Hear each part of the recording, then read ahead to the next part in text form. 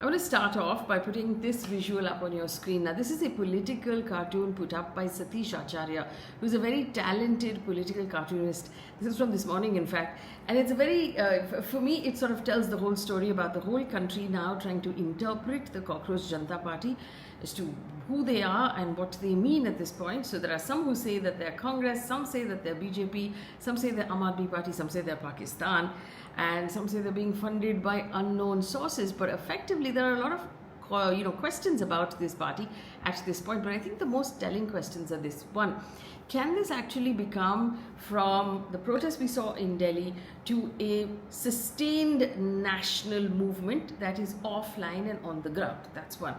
Two, can the leaders of this party actually control the movement, or is it going to run away from them? Is this really a B team of the BJP? Is it being propped up by the BJP to let off some steam from society and from the young people who seem to be frustrated with the system? And can it actually translate from angry young people to real change in any way?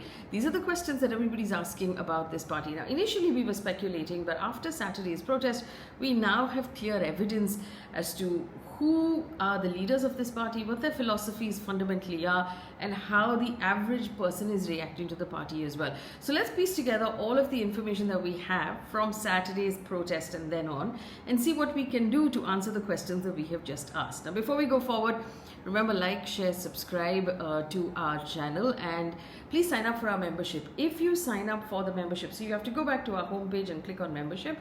And if you take the lowest tier, you will get access to our daily news bulletin that we put out, where in 10 minutes, I will tell you curated, fact-checked everything that's happening across the world that's relevant to you. You'll also get access to our members-only editorial accountability meeting that will happen once a month, where my whole team will sit down and answer any question you have about what story we did, how we did we get it right, did we get it wrong? We owe you that accountability.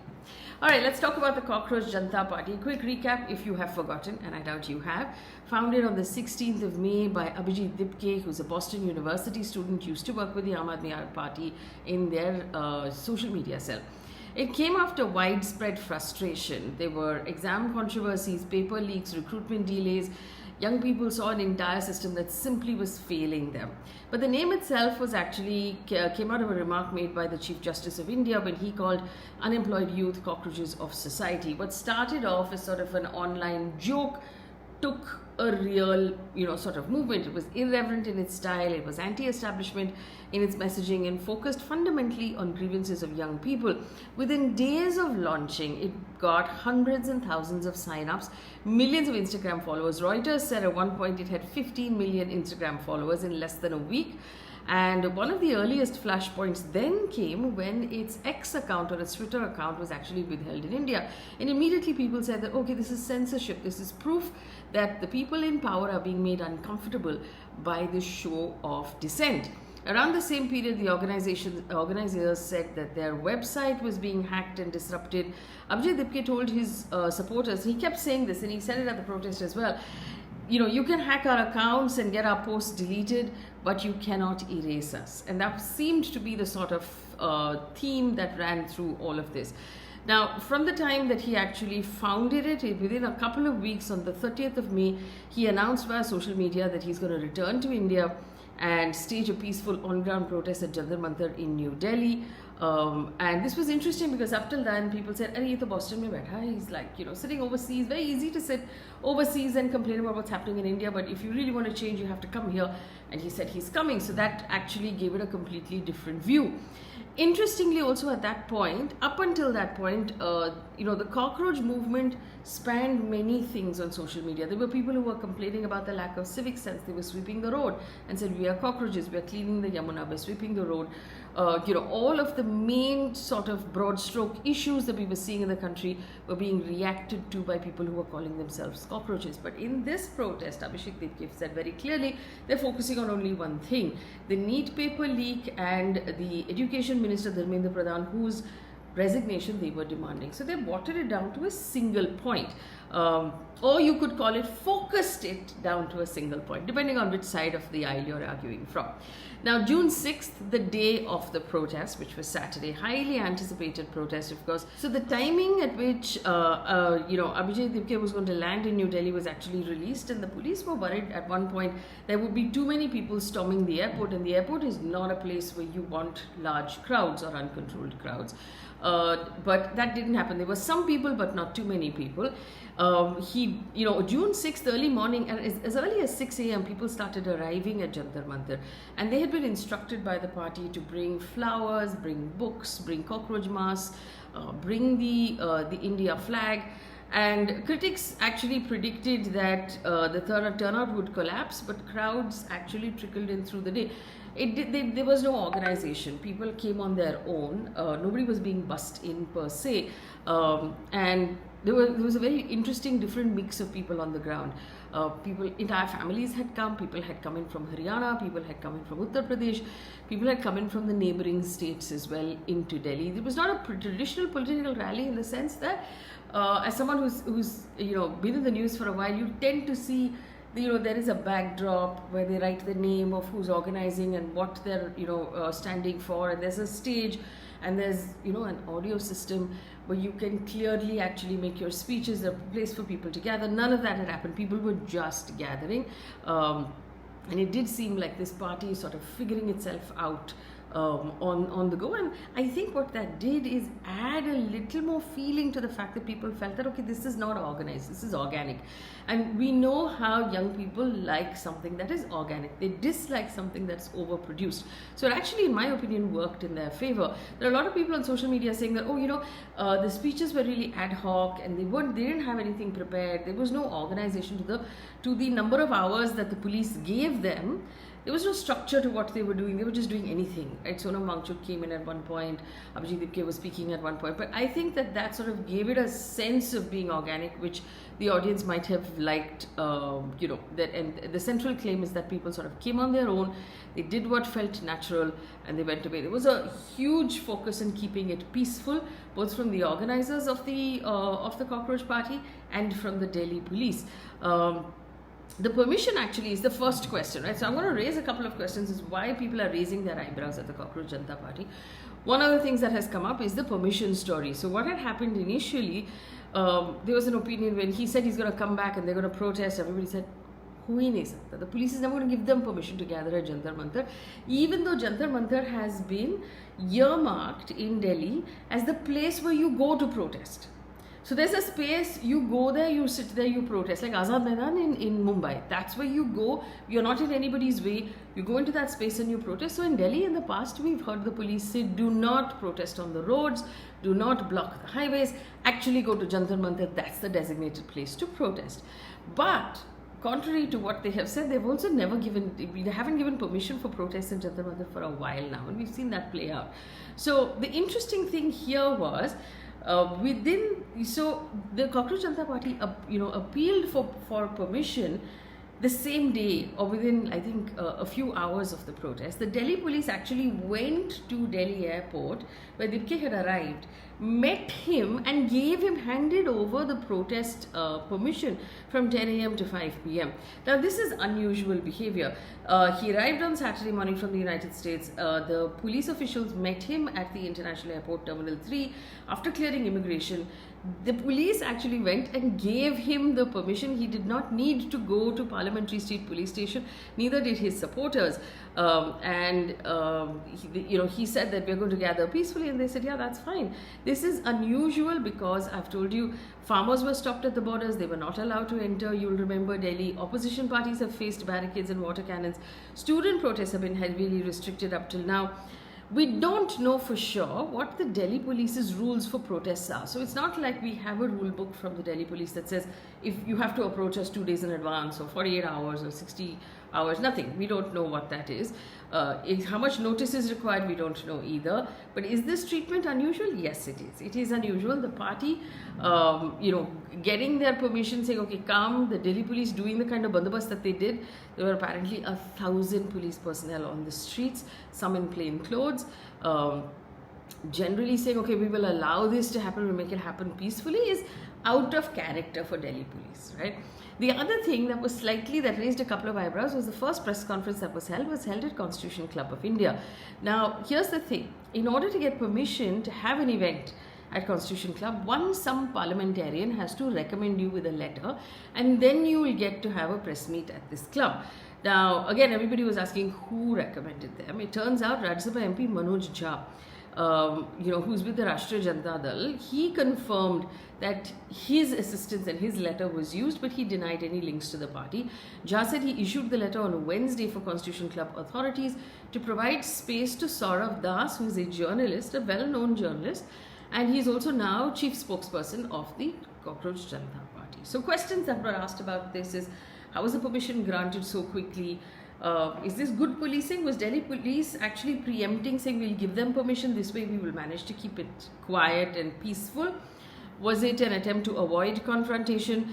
Or was the government sort of allowing this protest to release that pressure, saying, let them protest, let them feel better about it, so it doesn't bottle up into something much worse? We don't have enough evidence to actually understand the strategy of the government, but there's enough room there to ask those questions. There was, of course, a couple of instances where the possibility of violence or clashes came up, although it was not strong. There were some people who showed up at Jantar Mantar and started chanting Jai Shri Ram. There are some people who showed up at Jantar Mantar and started chanting Cockroach Janata Party, Murdabad. And the Delhi police, like I said, was there in huge numbers. 1,000 police personnel, paramilitary forces. They were deployed across Jantar Mantar, at the airport, bus terminals, railway stations, entry points, neighboring states. They were everywhere. One PTI report said 40 companies of paramilitary personnel were deployed to assist the Delhi police. Security was heightened at Dharmendra Pradhan's home also. And in one post on X, Saurav Das, who's the GP spokesperson, expressed gratitude to the police for extending support to the protest and for taking action against what he described as anti-social elements. He said the group's primary objective is to have a demonstration that is peaceful and orderly through the day. Delhi police also, at one point, there were some reports saying that they have filed an FIR against Dibke. They immediately put out a clarification rejecting those reports, saying no such FIR has been filed. So they seemed, the police was very clearly trying to avoid confrontation and did not want to seem in any way that they were thwarting or crushing this protest. So what it seemed like, so what is happening on the ground was important, but what it seemed like was also very important. The other interesting thing that happened was what happened to mainstream media. So again, the mainstream corporate television channels mostly gave this a miss. Most of them were on some other story. They didn't even pick this up as the lead story of the day. They pretended like it was not important. And for the few people or the few reporters who did show up on the ground, they were booed, they were heckled, they were called Godi media, they were told to go back. It was very clear that for that age group, these were people they did not trust and they did not want them among them. A lot of the coverage happened by independent journalists and social media journalists, those on YouTube and on Instagram, and no major primetime anchor attended. In comparison, though, there was one piece of criticism. The Congress at the same time was protesting, asking for the same thing, and they were met with water cannons and they were bug out from there, but they got no media coverage. They said that they didn't get as much media coverage as the CJP, and that's an interesting observation. So the traditional media gives the movement a complete ignore, and social media as alone paid attention to it. So that will bring us to ask the question of, can social media by itself actually create national visibility for a movement? So there was a time when if you controlled the media, the mainstream corporate media, which establishment does control, you could control the narrative. But has that control crumbled out? Because can independent journalists via social media, via YouTube, Instagram and the other platforms actually create national visibility without any assistance or interaction with national media? I think in this case that has proven to be true. The other big thing that happened was, of course, Sonam Wangchuk, who arrived at about 1:30. So to give you a timeline, from 6 a.m. to 11 a.m. regular citizens were trickling in. 11 to about 11:30 is when Dibke arrived, and it sort of just like picked up energy. And 1:30 is when Sonam Wangchuk arrived. So Sonam Wangchuk made a speech. He talked about education and justice and said not just about the NEET system. He said the entire system needs to be looked at right now. There has to be justice in education for everyone. One interesting point, there were slogans saying, make Wangchuk the education minister. It's not a bad idea if you think about it. But you know, the interesting thing also was when Abhishek Dipke spoke, he talked about it. His was more of an emotional sort of speech. He said, my mother was very afraid and she cried because she thought I was going to get arrested when I landed in India. Even when my plane was landing, I thought, okay, now I'm going to get arrested. He didn't get arrested. But he effectively said, how long are we going to live in fear? If youngsters talk about politics, their parents get scared. Tell them we are not scared anymore. And that statement got a lot of response from the people who were gathered because I think that there's a bottled up sense in the fact that young people are told not to have an opinion, not to say anything, not to tweet anything, not to write anything, mostly by their parents who are looking out for their safety. And so there's a sense of being sort of silenced or bottled up, that we're seeing this frustration now come up in the sense that we're not afraid anymore. We're going to say what we want to say. And maybe it is that sentiment that will turn into something bigger. Now, here's the thing about this movement, about this gathering. There's no conclusive number as to how many people had gathered there. And I've been trying to find a number, but we don't know what that number is. But there have been reports saying that given the amount of shares and likes and comments it was getting on social media, the actual number that showed up was not commensurate. It was a much smaller number than what was expected, but I can't verify these numbers for you, so I can't tell you what that number actually was. Then, of course, there was the opposition that started to criticize. So the Congress party also asking for Pradhan's resignation, making the same demands, making the same protests were met with water cannons, and they got very little coverage, like I told you. So people are asking why. Why is the CJP getting more attention than the Congress party? There are a couple of theories. Personally, I think it's because the audience or the citizen is sort of fried with both those in charge and those in the opposition. And young people generally feel that all of it deserves shunning and all of it deserves anger. And so people don't trust at this point party-led movements. They're only trusting outsider-led movements. And social media, like I said, has bypassed television. And so it really doesn't matter whether or not television is giving anybody any coverage at all. And social media is finding the non-structured voices more interesting at this point. The Congress party has probably also lost credibility with young voters, and the CJP is benefiting from government tolerance. So the fact that the government is allowing the CJP to protest but not allowing the Congress to protest. So that brings me to my next question, right? So there was a lot of allegations or questions on social media about is the cockroach party being propped up by the BJP? Is the BJP sort of creating a party which will absorb all of the anti-incumbency and let it off in a sort of controlled manner? So people feel like they have protested. There was one theory that said maybe Dharmendra Pradhan will be offered like a sacrificial goat at some point. But this way they get to control the anger, and it doesn't turn into a bigger thing. Remember, very interestingly, they have not picked up price rise. They have not picked up gas cylinders. They have not picked up, fuel and petrol and diesel prices. They have not talked about any of the other issues. Unemployment, for example, huge problem. They have not talked about any of these other things. They've only focused on this one Dharmendra Pradhan issue.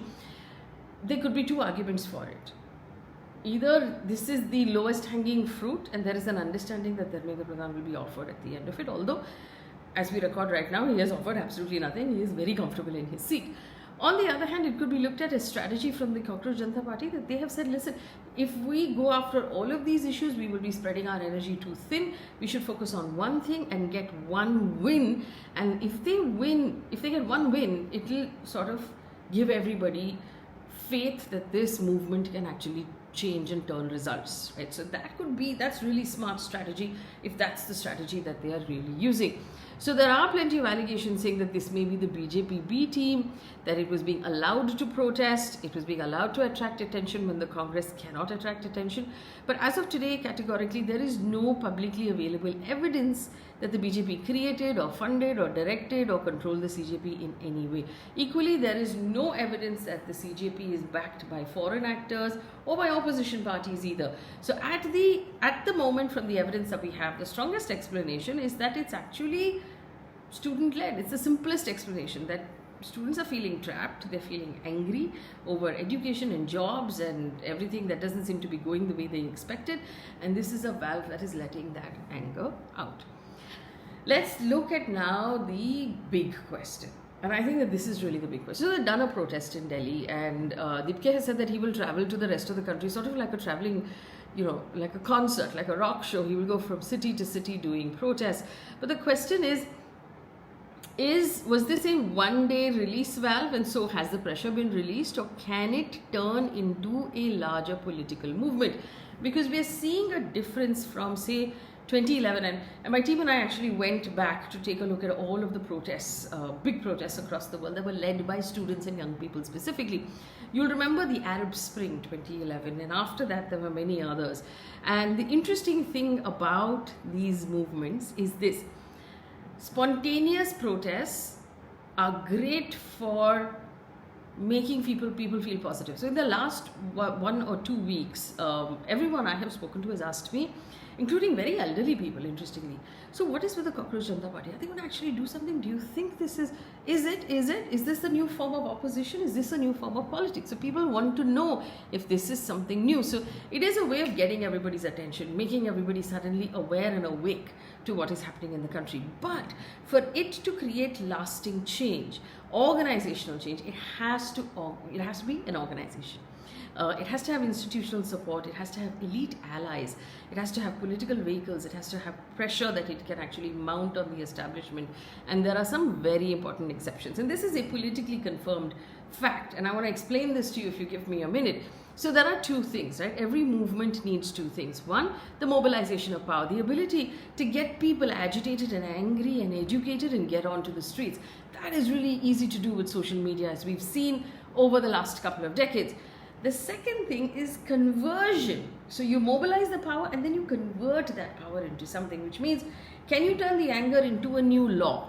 Can you turn the anger into a new policy? Can you turn it into a new result from an election, a resignation, institutional reform, all of the things that we would want to, you'd want to see as a result, any sort of change? How do you convert the power of angry people into real results? And that is the real question without becoming part of the institution yourself. History shows us that it has not happened. So let me give you some examples. One example is Hong Kong.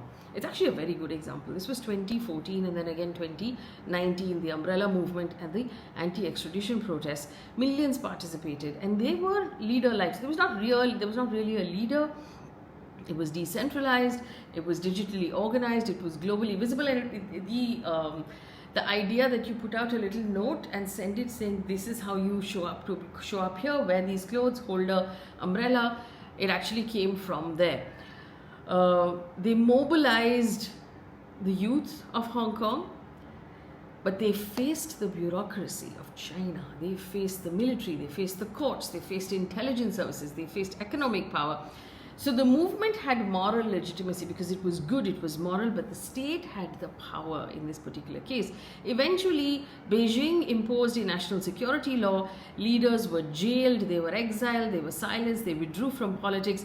The movement itself changed Hong Kong forever, but it did not achieve its fundamental political goals because Beijing came down really hard and just made sure that protests were made really difficult in Hong Kong going forward. Now, the opposite example of that would be Bangladesh. So Bangladesh 2024 began as a student movement. We watched it live in India. We saw it play out. It started off with students, but eventually civil society joined in, professional groups joined in, opposition networks, elite defections. And this is an interesting term that I've just learned, so I want to share this with you. And state legitimacy then collapsed. So what happens basically when you have protests like this?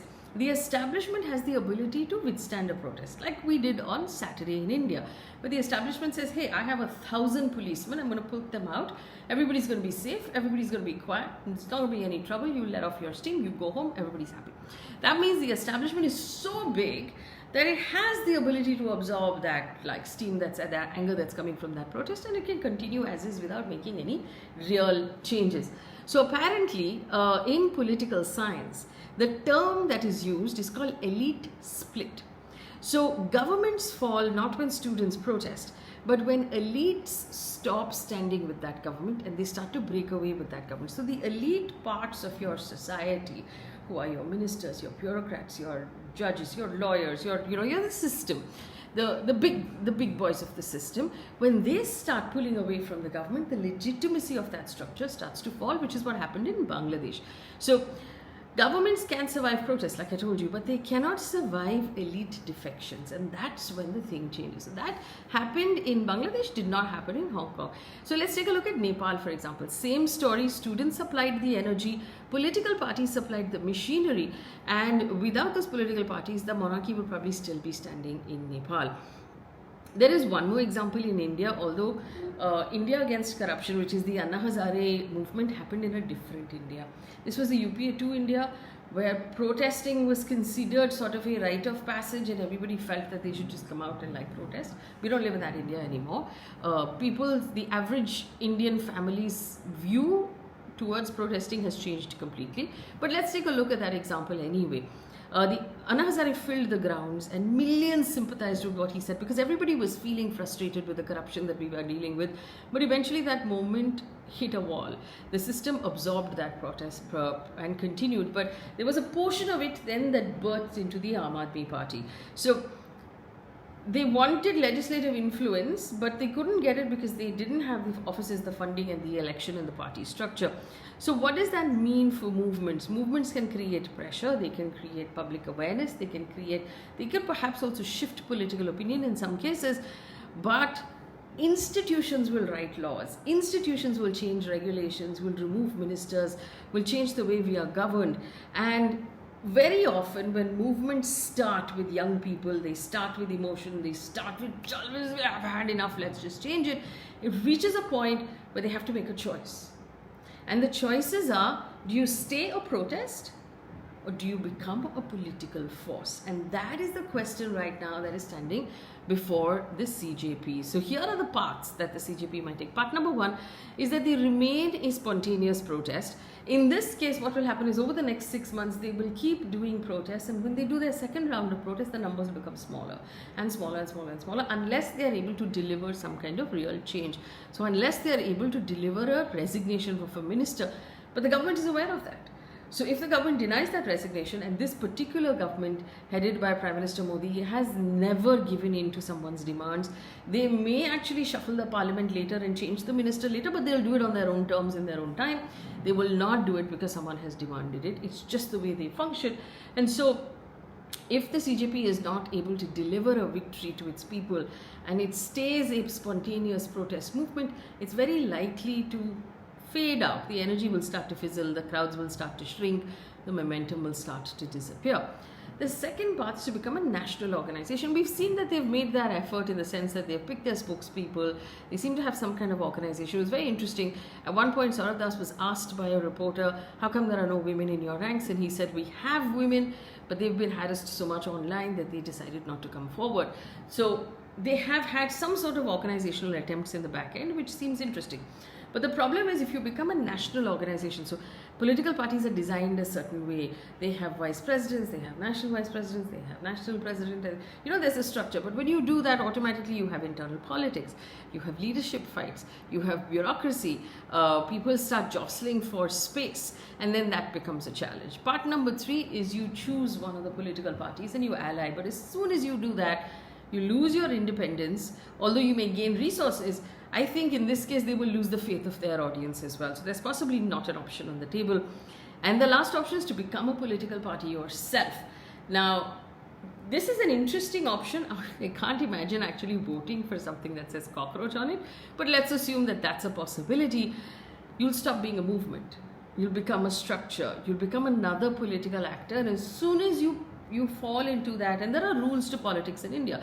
You have to register, you have to get a symbol, you have to fight elections, you have to fall into that structure, which means you have to win seats to actually have any power to change anything. You have to sit in opposition, you have to do the work, and that is where they will wind up. So it shows, if we look at the history of Hong Kong, Bangladesh, Nepal, India against corruption, see the Nirbhaya, sort of questions as well that rose up. Remember, the Nirbhaya protests actually resulted in changing of laws.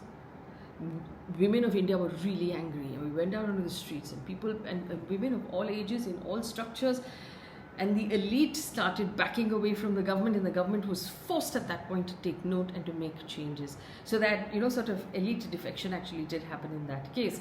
We don't know if it's going to happen in this case. Really, important questions will happen in the next 6 months to see the choices that the CJP will make, and whether or not those choices, and all choices will have a give and a take. So are they going to choose to become establishment, and will their audience be happy with them? Or will they decide to stay, sort of informal, and will they be able to sustain over a long period of time? Can they change the energy that they are now harnessing into actual change on the ground without choosing one of these options, without choosing a political party or becoming a political party in some way, or organizing themselves with someone else's money, which we know for politics you need to have. Leave me a comment in the comment section of what you think is actually going to happen with this party. And if you think the evidence that I've presented, given the evidence that I've presented before you, which one do you think it's likely to be? Are they really independent and organic, or are they being fronted by someone or the other? Let me know what you think.